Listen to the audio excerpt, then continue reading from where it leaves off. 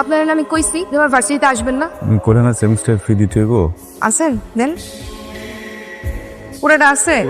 এমন একটা মানুষের বিয়ে করছি যার নুন আনতে পান্তা ফোড়ায়। এই কেউ স্যার উনি কে তোর রিলেটিভ? রিলেটিভ না, পরিচিত। আমি যাই রে। হ্যাঁ, যা। কি ব্যাপার, আপনাকে হাত মিলানো খুব দরকার ছিল? আমার ক্লাসে আমি গেলাম। Rohi, I love you, I really really love you. আমি তোমাকে অলওয়েজ ফিল করি, সবসময় চাই তোমার সাথে কানেক্টেড থাকতে। আমি তোমাকে বিয়ে করতে চাই Rohi. Is it possible Rohi? Will you be my life partner? শোনেন, আমি আপনার সাথে ভালো নাই। আমি একজনের ভালোবাসি, ওরে বিয়া করতে চাই। সাহেব, ওরে বিয়া কইরা সুন্দর একটা সংসার করতে চাই। আপনি আমার ছাইয়া দেন, আমার ডিভোর্স দেন। আমি ডিভোর্স দিলে তুমি ভালো থাকবা? অবশ্যই ভালো থাকবো। ও না আপনার থেকেও বেশি আমারে ভালোবাসে, আমার কেয়ার করে। আমরা বাইকে ঘুরি, আউটিং এ যাই, বাইরে খাইতে যাই। ও আমার ছোট ছোট সব ইচ্ছা পূরণ করে। আমি তো জীবনে এমনই একটা মানুষ চাইছিলাম যে আমার সব স্বপ্ন পূরণ করবো। আমি যা চাবো সবকিছু আমার পায়ের কাছে আইনা দিব, কিন্তু আপনি সেটা কখনই পারবেন না। আপনি আমার ছাইয়া দেন।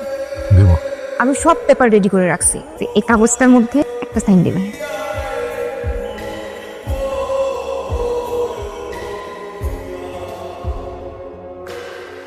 একটা বছর হয়ে গেল, বিয়ের কোনো কথাই তুমি তুলছো না, বিয়েও করছো না।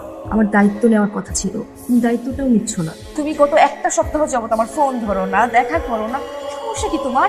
আমার সেমিস্টার ফি দিতে হবে, তুমি আমার পড়াশোনার দায়িত্ব নাও, না হয় আমার এই শহরে থাকা খাওয়ার ব্যবস্থা করো। তুমি সবসময় তো টাকা টাকা করো, শুধুমাত্র এই একটা কারণে আমি তোমাকে এখন পর্যন্ত বলছি, কারণ আমি বিশ্বাস করতে পারতেছি না যে তুমি আসলেই ভালোবেসে আমার সাথে আসো। I am really confuse. সাহেব, আমি সরি, সেমিস্টার ফি দেওয়ার জন্য মাথাটা ঠিক নেই। আমার নিজেরও তোমার কাছে এভাবে চাইতে ভালো লাগে না।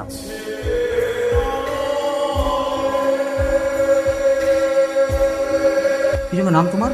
সন্দেশ। সন্দেশ, খুবই সুন্দর নাম। Thank you sir. সন্দেশ, আমি তোমার পেপারস দেখেছি, গ্যাপ দিয়েছো। এখন আবার এখানে এসে সেকেন্ড ইয়ারে ভর্তি হলে? স্যার, খাল কেটে কুমির আনা তো মানুষেরই স্বভাব, একটা স্বভাব আমারও ছিল। কুমির চলে আসে, আমার লেখাপড়াটা আর হয়নি, আবার শুরু করো। স্যার প্লিজ, স্যার একটা সুযোগ দেন। আমার বাবা খুব অসুস্থ স্যার, বাড়ি থেকে এখনো টাকা পাঠায়নি। বাবার ট্রিটমেন্টে প্রচুর টাকা লাগছে স্যার। বিষয়টা সেমিস্টার ফি নয় রোহি, তুমি যদি আরো লেট করো সেমিস্টার ফি দিতে তাতে কোনো সমস্যা ছিল না। ব্যাপারটা হলো তুমি একটা ফাঁকি বাজবে, ঠিক মতো লেখাপড়া করো না, তুমি ক্লাস ফাঁকি দিয়ে এদিকে ওদিকে ঘুরে বেড়াও। তোমার ওয়েবার আগামী সেমিস্টার থেকে ক্যান্সেল। স্যার এবারের মতো একটা শেষ সুযোগ দেন স্যার প্লিজ। ব্যাপারটাকে একটু ভালোভাবে ডিল করো। এবারের মতো তোমার সেমিস্টার ফি সাবের কল্যাণ ট্রাস্ট থেকে অ্যাডজাস্ট করা হয়েছে। তুমি তো জানোই অসচ্ছল এবং চাকুরিজীবী স্টুডেন্টদেরকে সাবের কল্যাণ ট্রাস্ট হেল্প করে থাকে। ব্যাপারটা মাথায় রেখো। Thank you so much. ওদের হেল্প পাওয়াতেই তুমি কিন্তু তোমার লেখাপড়াটা কন্টিনিউ করতে পারছো।